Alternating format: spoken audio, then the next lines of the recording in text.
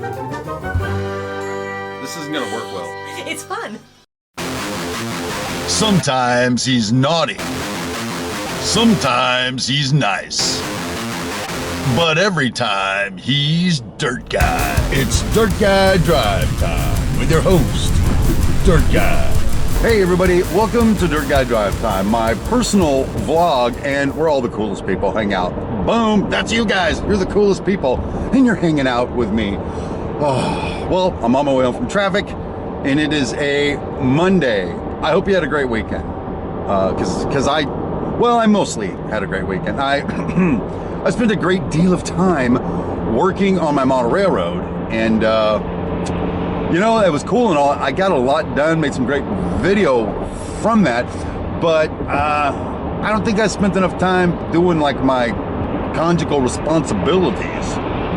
I got some honeydews I didn't do's, and I didn't spend enough time with honey. So I'm gonna have to remedy that. I think I'm gonna take tonight off from working on my model railroad. But anyway, Monday, I hope by the time you see this, your Monday treated you well. Got a couple things to talk about before we get there though.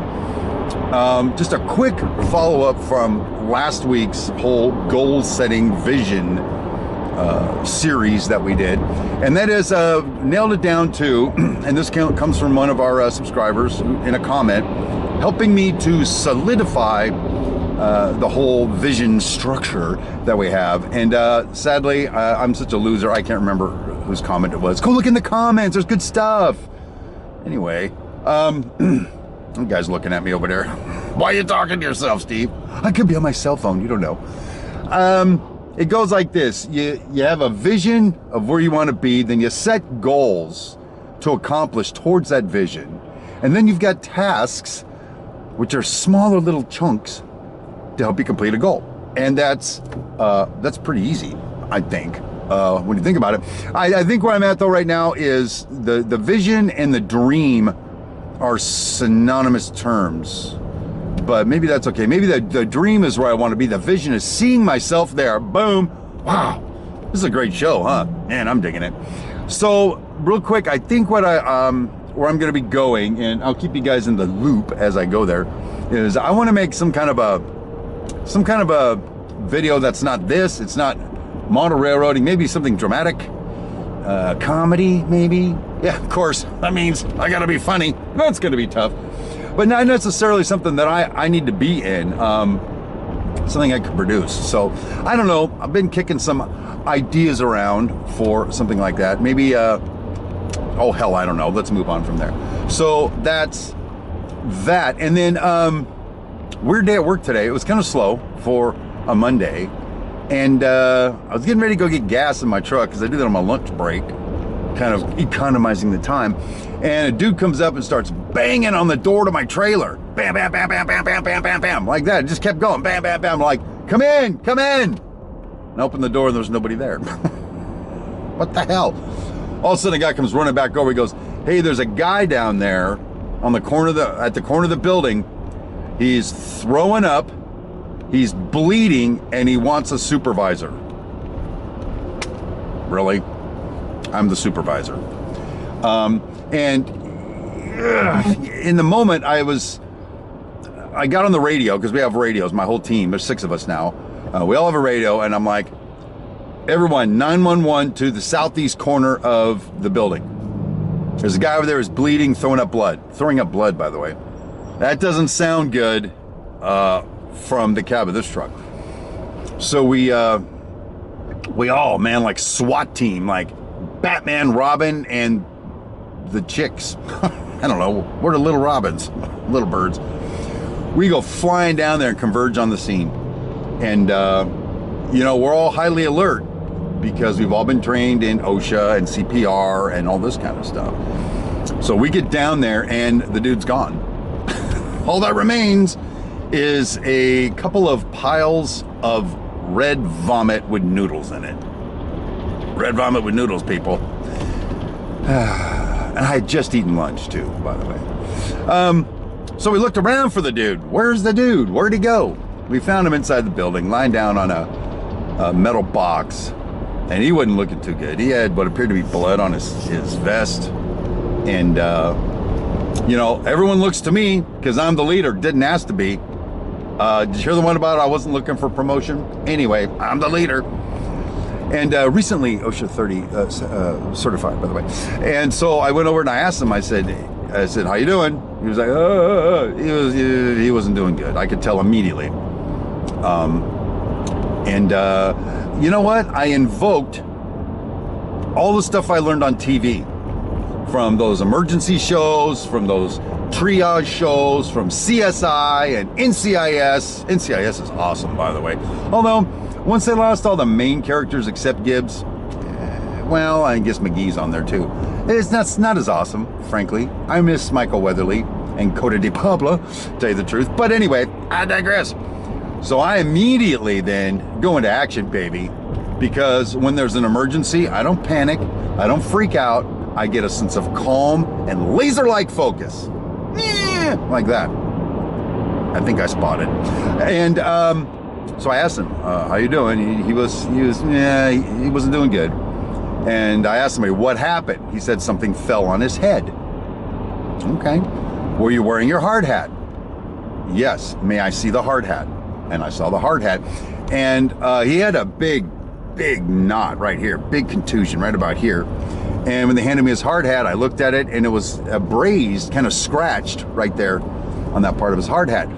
But based on the lump this dude had on his head, there is no way something hit him in the head wearing his hard hat to cause that. It just isn't. It would have to break his neck to make that happen. Otherwise, what's the point of the damn hard hat? I don't know. So he wanted to sit up and then he couldn't. He wanted to sit up and he couldn't.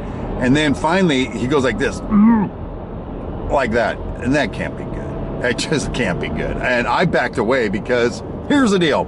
If the guy's going to chuck cheese and there's blood in it, and what if he's got a disease or something? I mean, I'm not trying to be callous or unsympathetic to his situation, but I don't want him throwing up blood on me. Blah. How do I explain that to the wife? Well, I backed away like a scared chicken.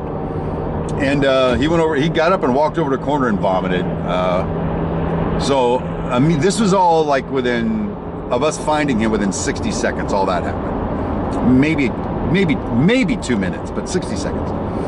And so I looked at my other superintendent and I said, you got this? And he goes, yeah. And he calls 911 and then I call my boss. Hey, we got a problem here.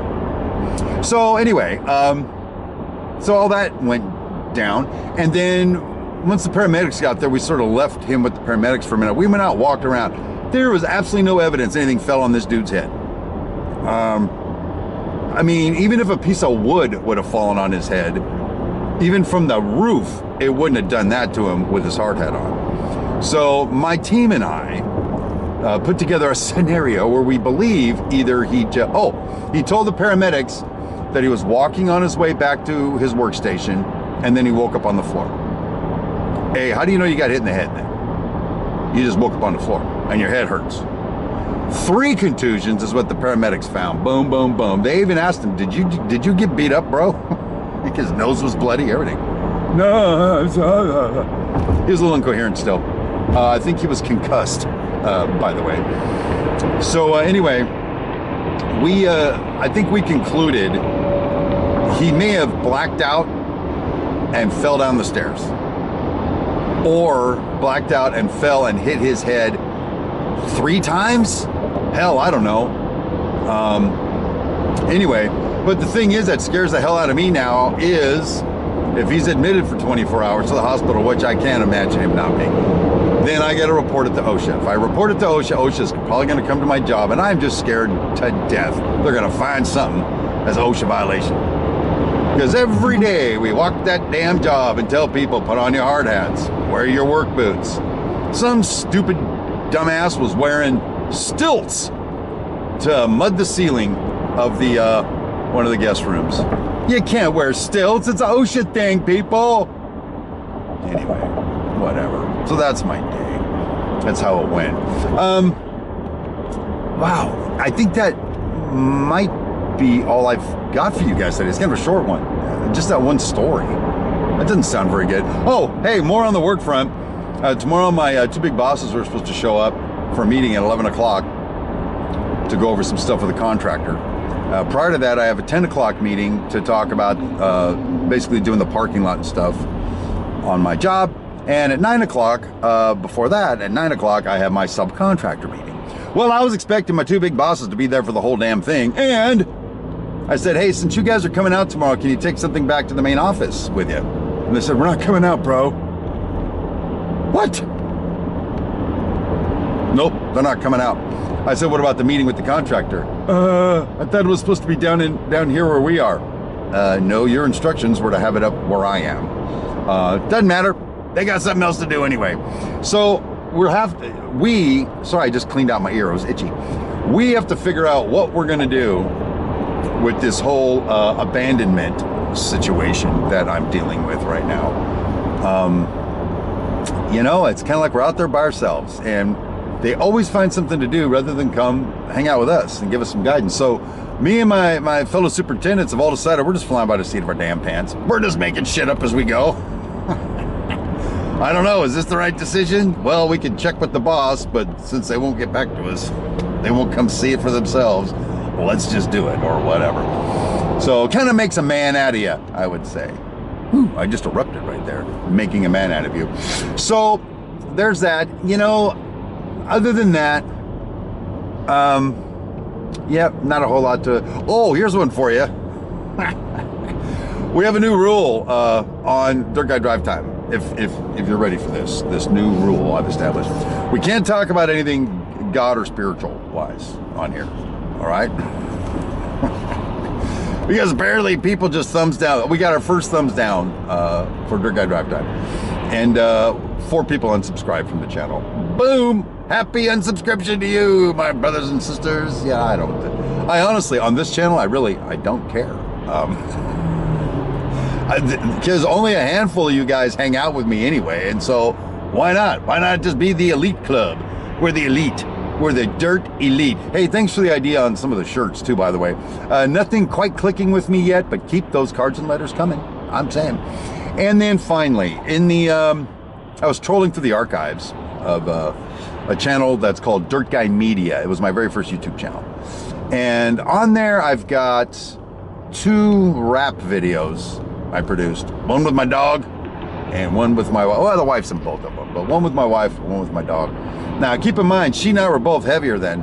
It was before keto, baby. And I'll put the links in the description if you want to go watch me make a jughead out of myself.